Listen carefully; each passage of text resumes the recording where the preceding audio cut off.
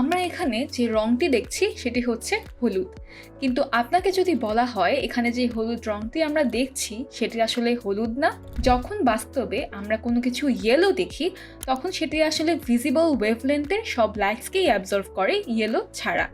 পরে এই ইয়েলো লাইটটি আমাদের চোখে আসে। কিন্তু আপনি এখন যে স্ক্রিনটি দেখছেন এটি কিন্তু ইয়েলো লাইট প্রডিউস করে না, এটি শুধুমাত্র red, green and blue produce করতে পারে। তাহলে কোয়েশ্চেন হলো আমরা ইয়েলো কিভাবে দেখছি? আমরা আমাদের স্ক্রিনে যা দেখছি এটি হলো millions of red and green পিক্সেলের মিশ্রণ। আমাদের চোখে 3 ধরনের কোন সেলস থাকে, রেড, গ্রিন অ্যান্ড ব্লু কোন সেলস।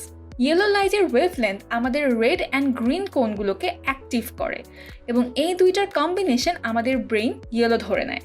তাই আমরা মোবাইল স্ক্রিন জুম করলেও দেখতে পারবো রেড অ্যান্ড গ্রিন লাইটের সাবপিক্সেলসগুলো সম্পূর্ণরূপে জ্বলছে এবং ব্লু লাইটের সাবপিক্সেলসগুলো নিভে থাকে।